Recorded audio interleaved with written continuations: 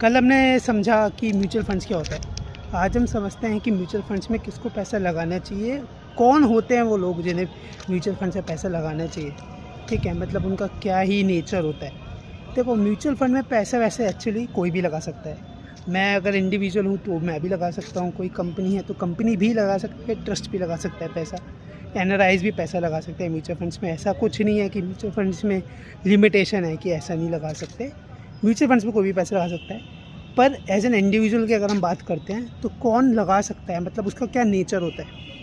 Mutual funds देखो एक तरीके से होता तो फंड ही है जो मार्केट में या डेब्ट में या हाइब्रिड में या कमोडिटीज़ में पैसा लगता है। ठीक है, अब क्या नेचर होता है इंडिविजुअल्स का।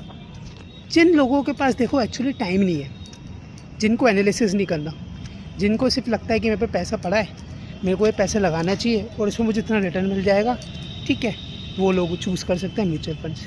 दूसरे कौन से लोग चूज़ कर सकते हैं कि जिनके पास थोड़ा बहुत तो आइडिया है या जो ऑलरेडी स्टॉक मार्केट में पैसे इन्वेस्ट कर ही रहे, एनालिसिस सब पता है। पर म्यूचुअल फंड्स देखो इक्विटी तो होता नहीं है सिर्फ, म्यूचुअल फंड्स बॉन्ड्स भी तो होता है। अब म्यूचुअल फंड्स में किसी को बॉन्ड्स में पैसे लगाना है, किसी को गोल्ड में ख़रीदना है, तो वो म्यूचुअल फंड्स में लगा सकता है पैसा। और तीसरे लोग कौन से होते हैं जिनके पास पैसे की लिमिटेशन है। जैसे फॉर एग्जांपल म्यूचुअल फंड्स में ऐसा आपको आइडिया होगा कि 100 रुपये से स्टार्ट कर सकते हो इन्वेस्टमेंट। ठीक है, 100 रुपये महीने के हिसाब से भी, और 1000 रुपये 5000 रुपये तक तो आपको हर एक फंड में मिल जाएगा, 5000 रुपये से 1000 रुपये तक का। ठीक है, अब 1000 रुपये अगर आपके पास हैं, अगर बच रहे हैं फॉर एग्ज़ाम्पल, ठीक है, तो वो 1000 रुपये का आप स्टॉक मार्केट में तो पैसे लगाओगे ही नहीं, एक शेयर भी नहीं आएगा अगर आप कोई रिलायंस का ख़रीदने जाओगे।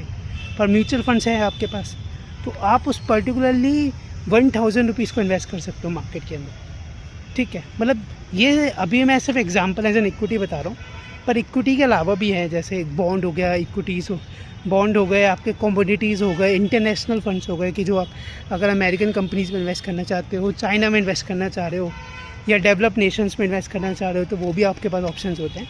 ठीक है, तो मतलब म्यूचुअल फंड्स पे 3 लोग हुए। पहला, जिन पे टाइम नहीं है। दूसरा, जिनके पास टाइम तो है पर जिनको डाइवर्सिफाई करना है अपना पोर्टफोलियो, की जिन्हें खुद भी लगा रहे हैं पर थोड़ा बहुत वो बाहर भी लगाना चाह रहे हैं कि वो थोड़ा फंड मैनेजर की भी हेल्प ले लें। तीसरा, जिनके पास कम पैसा है, जो बिल्कुल मिनिमम टू मिनिमम स्टार्ट करना चाहते हैं, जो इन्वेस्ट करना चाह रहे हैं पर वो मिनिमम टू मिनिमम इन्वेस्टमेंट करना चाह रहे हैं। ठीक है, तो ये लोग इन्वेस्टमेंट कर सकते हैं। अगर आपको वीडियो अच्छी लगी हो तो लाइक करो, सब्सक्राइब करो, नहीं अच्छी लगे तो डिसलाइक कर दो, क्या ही जा रहा है हमारा। ठीक है, चलो बाय।